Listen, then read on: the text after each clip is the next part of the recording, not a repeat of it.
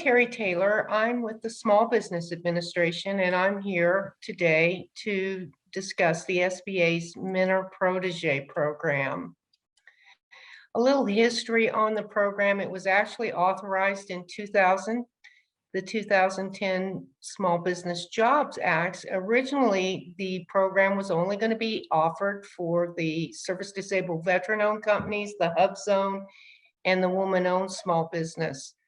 The 8A program already had a Mentor Protege program. In 2013, the National Defense Authorization Act said, hey, this program needs to be offered to all small businesses. So let's change this to include any small business concern. So that final rule was published in the Federal Register on July 25th, 2016, amending SBA's regulations to create the all small Mentor Protege. And on October 1st, we started accepting applications. Then just recently on November 16th, we merged the 8A Mentor Protege program into the all small program. So now we only have one Mentor Protege program that is accessible to any small business. The one thing I want to clarify right at the beginning, because I get asked this question more than any, is that the protege and the mentor companies are responsible for locating and identifying each other prior to applying. SBA does not supply you with the mentor. So the purpose of the program is twofold. It's to develop the protege firm through the mentor provided assistance and enhance the ability of the small protege to compete for government contracts. Now, who is the protege? Again, it's practically any small business, as long as they're for profit. You can be woman-owned, service-disabled, HUBZone, Simply Small, 8A, anybody practically. Now, the characteristics of the protege is they do have to be a for-profit business or actually an agricultural cooperative. The proteges must self-certify that they're small in their industry code. And a protege may only have one mentor at a time and a maximum of two mentor protege agreements during the lifetime of their business. But a protege can be both a mentor and a protege at the same time. Now, what are the benefits to the protege for doing this? Is the mentor provided business development assistance. It should increase your capabilities, allowing you to become more competitive in the federal marketplace. For this reason, my advice to the protege firms that sometimes they're intimidated. If they have a large business that's their mentor, you know, they will become a little intimidated and not hold the mentor's feet to the fire and demand that they provide the assistance that they have promised through the agreement. So practically anything the mentor can provide you is an approved assistance. We've categorized it as management and technical assistance, which involves your internal management and business processes, such as even the collection of account receivables, helping you with your account receivables process. Financial assistance, the mentor can make an equity investment, loans, and they can actually own up to 40% in your business. A little later on, I'm going to explain to you why that might not be the best idea. They can provide contracting assistance, help you to bid on federal contracts or provide you subcontracting works. They can subcontract to you, or even, work on contracts in the commercial marketplace. If you're involved in an industry that international trade is feasible, they can help you learn how to export and develop international trade plans and identify new foreign markets. Any business development assistance, such as finding contracting and partnership opportunities, and general and administrative assistance on, help with your business processes, bonding, You know, it's pretty all encompassing, the type of assistance they can provide you.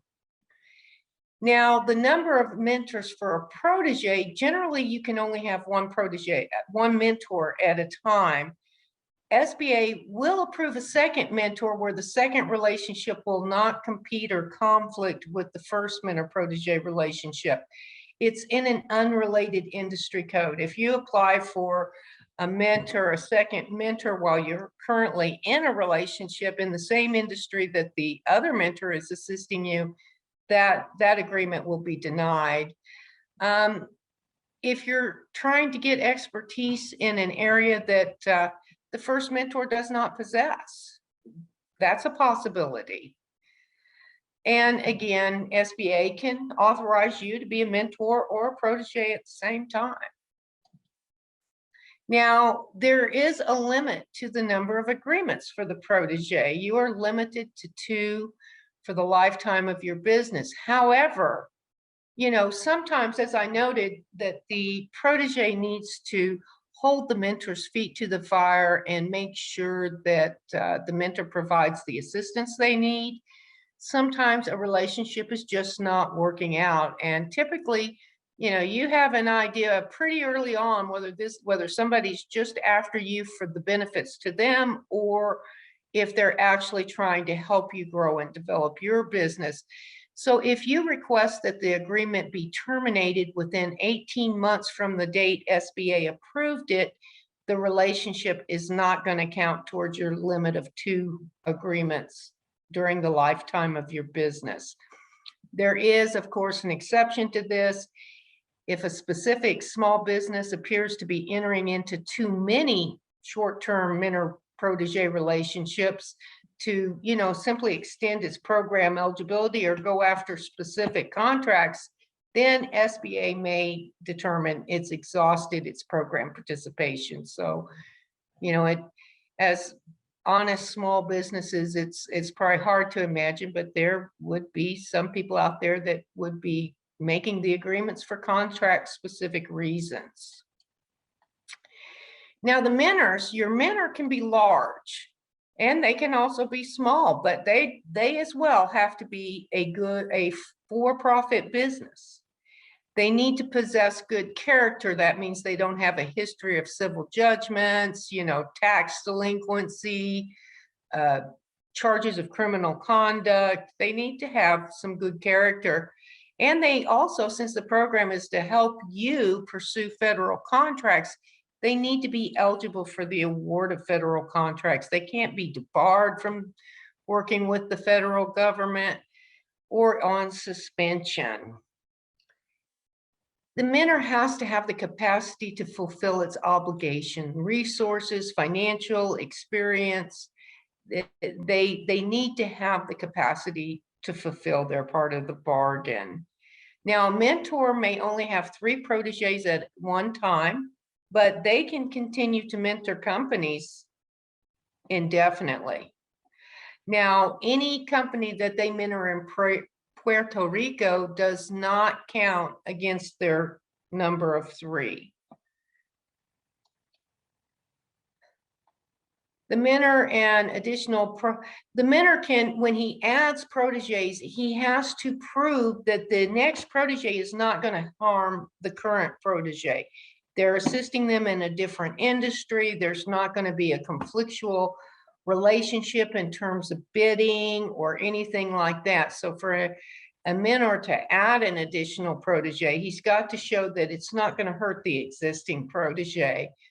And mentors with more than one protege, they're not allowed to submit competing offers through separate joint ventures with the proteges, because that in itself is a conflict, and it defeats, it harms the protege, even though it increases the mentor's chances to successfully bid the contract. So they are limited to bidding on a contract with one protege at a time. And the assistance they're providing you, it needs to be measurable. You need to make milestones of how you feel you've made it a third of the way or halfway, you know, something that will measure the success of this assistance. And they can't employ or control your managers. Those are your employees and you're in control of your small business. They cannot control your business. Now, you know, there are a lot of benefits for the mentor.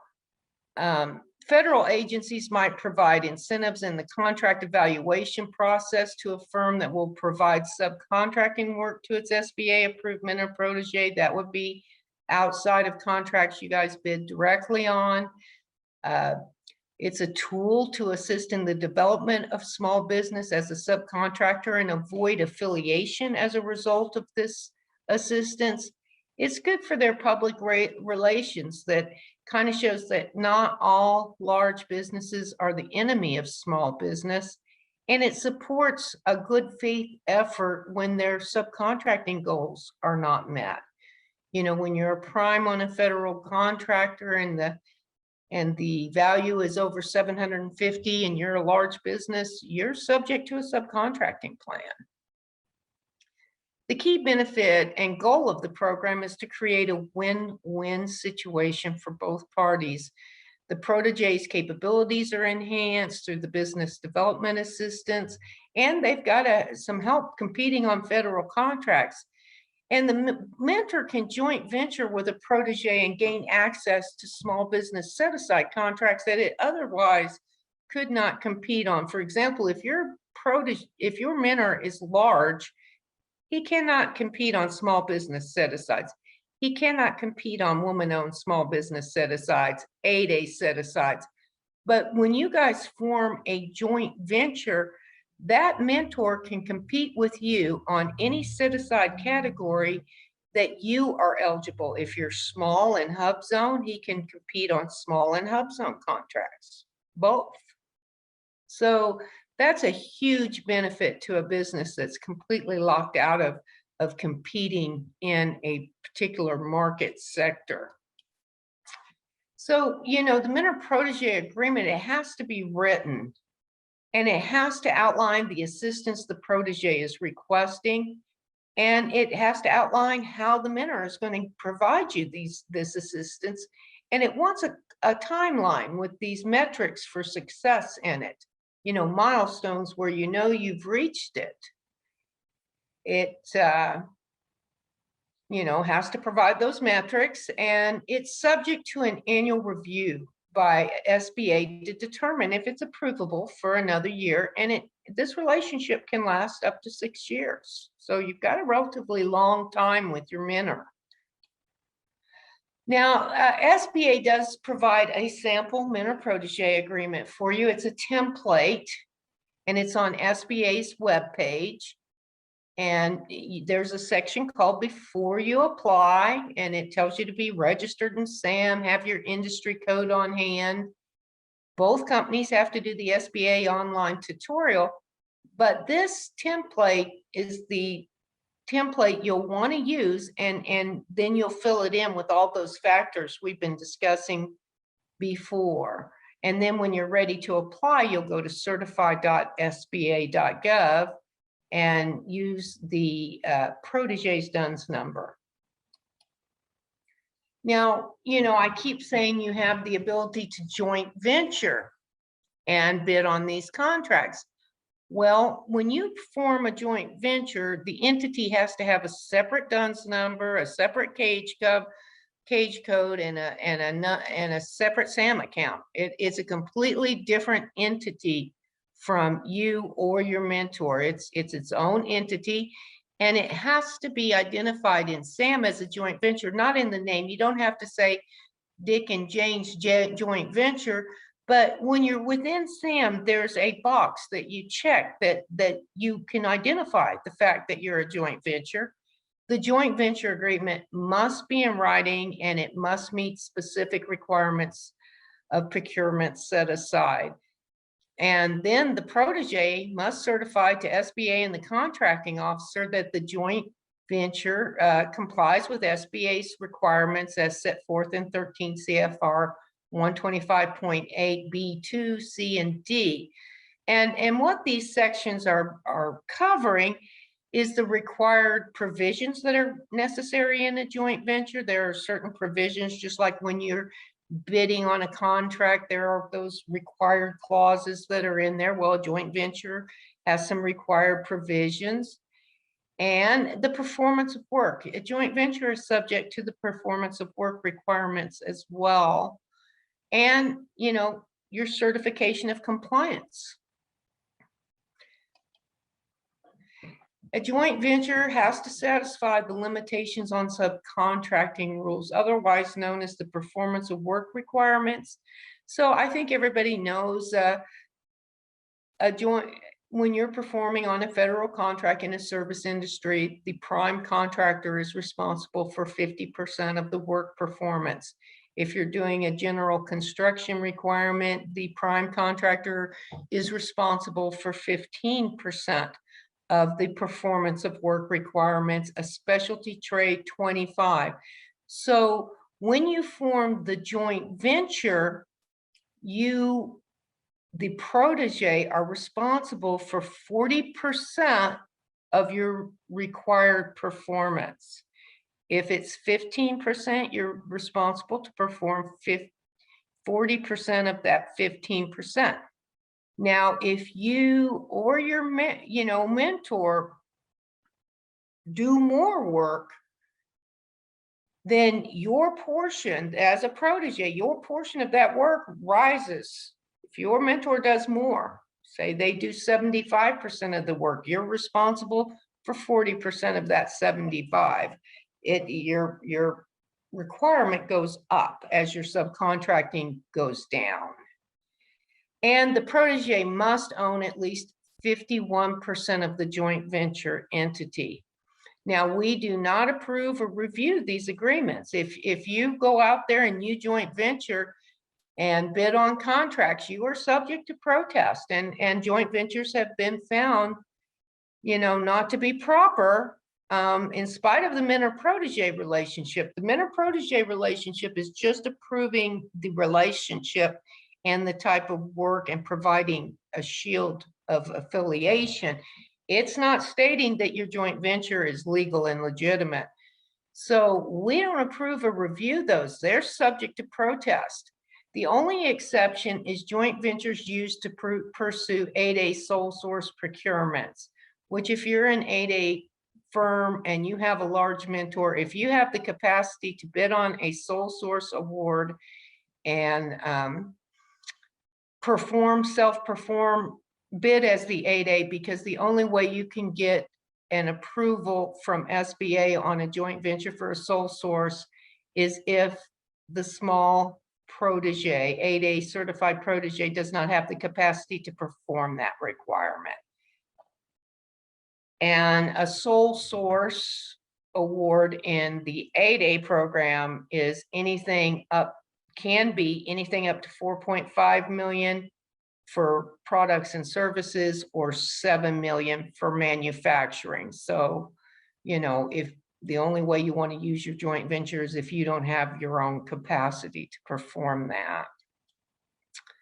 A joint venture is good for 2 years from the date of the first award, but during that 2-year period, you're allowed to pursue as many federal contracts as you can get awarded. Now, joint ventures have to be unpopulated. That's the way we're able to, you know, you're able to prove your performance of work. That it does allow for administrative personnel, though. But as a rule, it's unpopulated with the exception of possibly some administrative personnel. Now, say you want to bid on a requirement with your mentor that requires a security clearance or a facility security officer. A joint venture can be awarded a contract requiring a facility clearance, regardless of whether it's the mentor or the protege that have joint ventured together that possesses the required clearance. But there are a couple of caveats to this. When the work is vital to the requirement and a primary source of the requirement, the lead small business, in other words, you, the protege, is the one that is required to have the security clearance. Now, where the work is ancillary and, you know, the abundance of the work doesn't require security clearance, the partner performing the work must possess the required clearance. So, you know, but it is possible to bid on, you know, requirements that require a security clearance, even with the joint venture not possessing it itself. Now, the biggest benefit to this program, especially when you're working with someone that you're doing business with all the time, is the shield from affiliation. A mentor and protege will not be deemed affiliated based on assistance provided by the mentor to the protege. Well, in the commercial world, you and another company may subcontract together all the time. You may help each other out. You may even loan each other money on projects.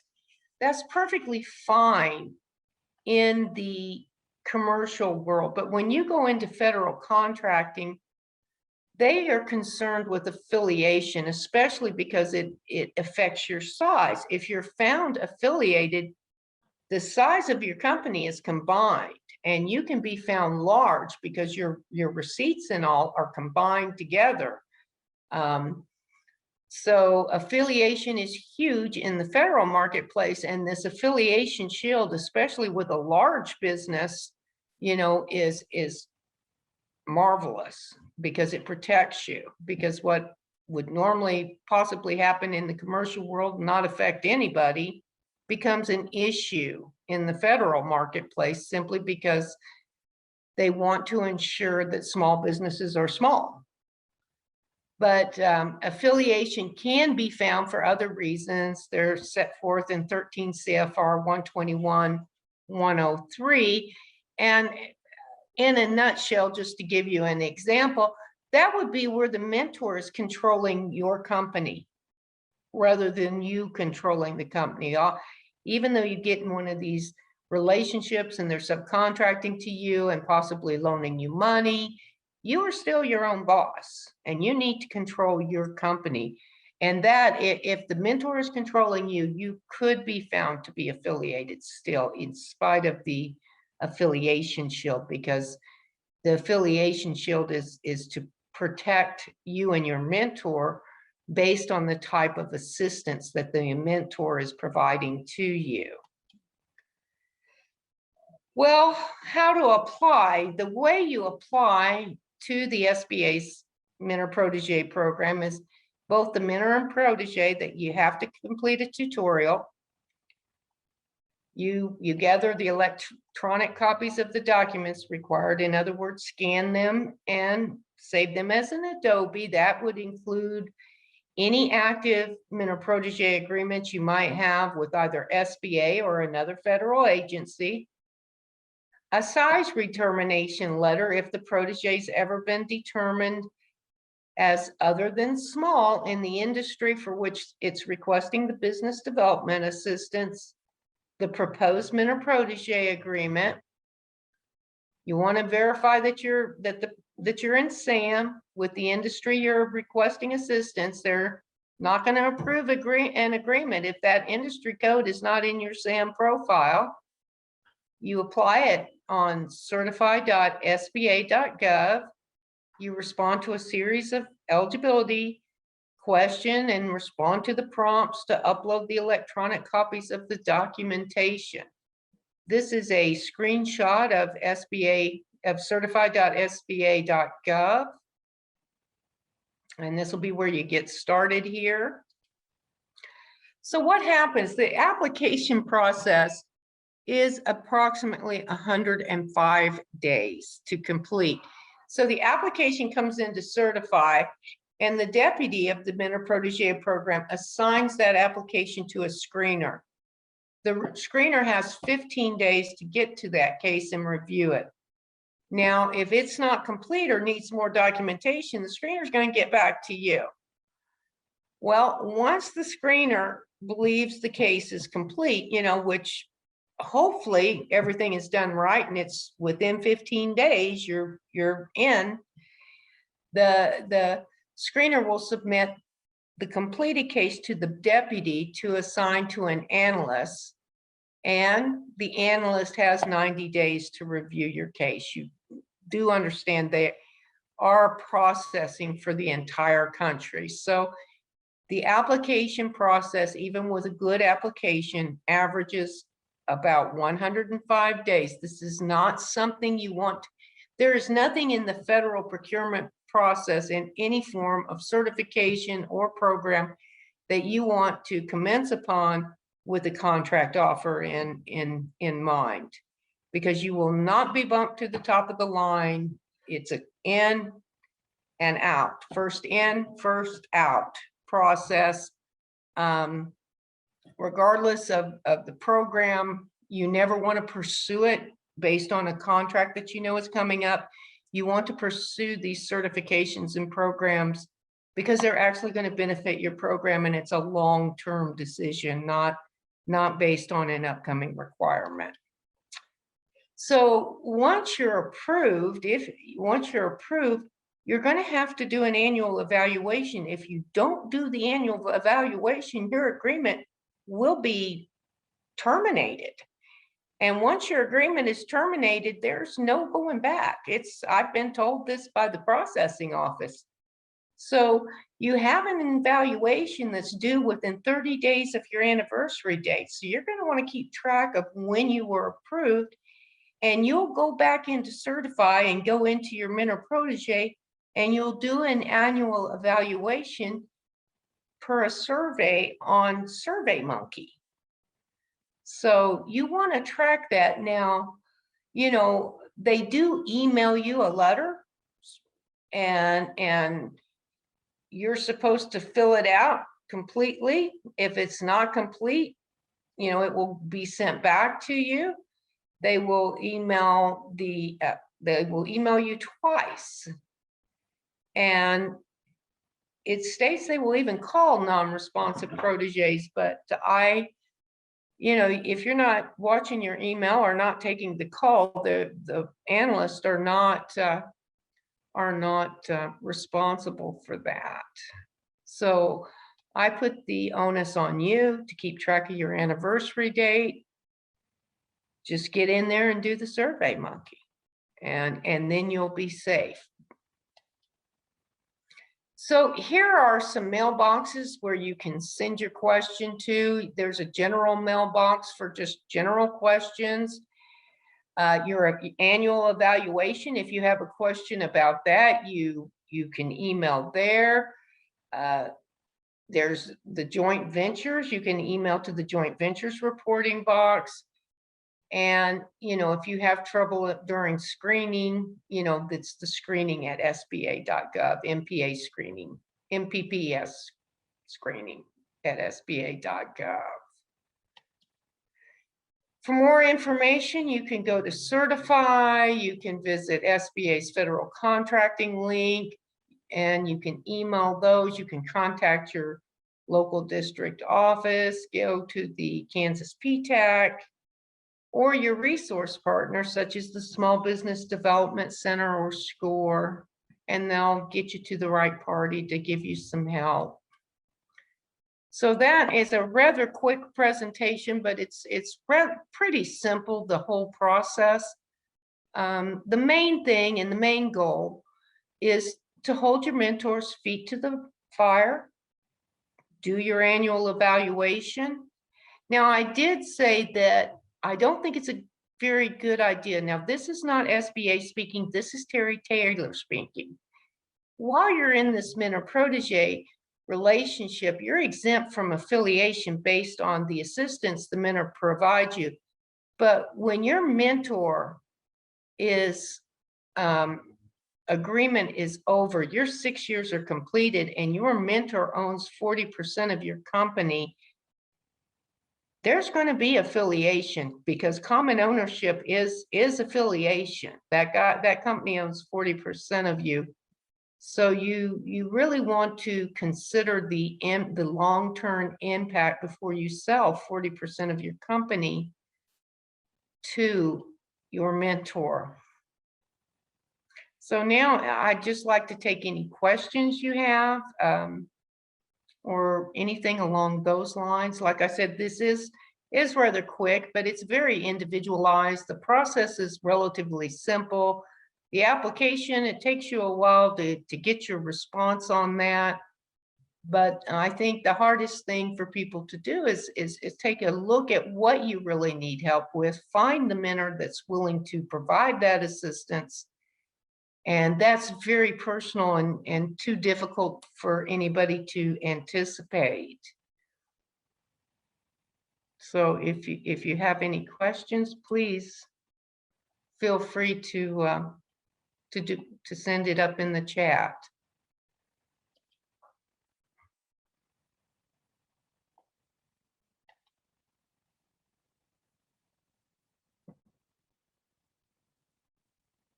Well, it doesn't appear that we've got any questions today. If you do later down the line have a question, or just want to talk to somebody a little bit about the program, I know it's always a little uncomfortable when you've got your own business and you want to talk about it in a more personal term. You can always contact me. I'm always happy to speak to a small business.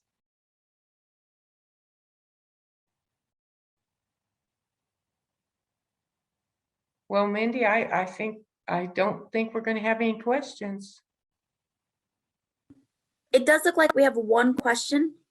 Oh, It says, is it possible to get the 40% of your company back with the mentor protege agreement? well,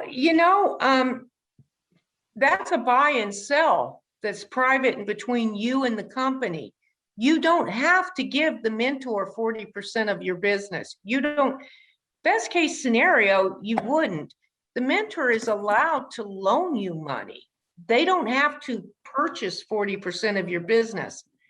That's just SBA saying there are some cases where the protege is willing to sell 40% of their business to their mentor. But, then the mentor protege relationship could be over, and it would be between you and the mentor if the mentor would be willing to sell the 40% back to you.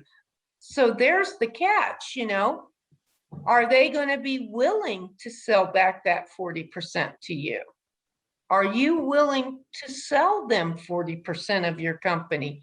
Perhaps, if this is what it's going to take for you to be my mentor, maybe I'll look for somebody else because I want to hold my company, especially since you're allowed to loan me money and you're allowed to help me with bonding and things like that. There is absolutely no requirement for you to sell 40% of your business.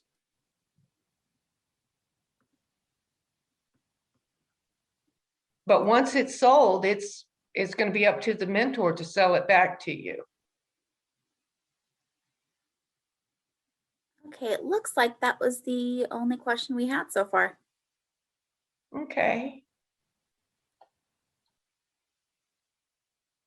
Well, then, as I said, feel free to contact me if you have questions or, just want to discuss your situation in a little more detail on a more personal level. I do know the biggest hurdle is finding the mentor, and, but with the program being available to any small business that's doing federal contracting, it would literally be impossible for SBA to vet and approve a mentor and match them with your business. We just don't have the capacity to do that. So everyone have a great day. And with this, we're going to sign off.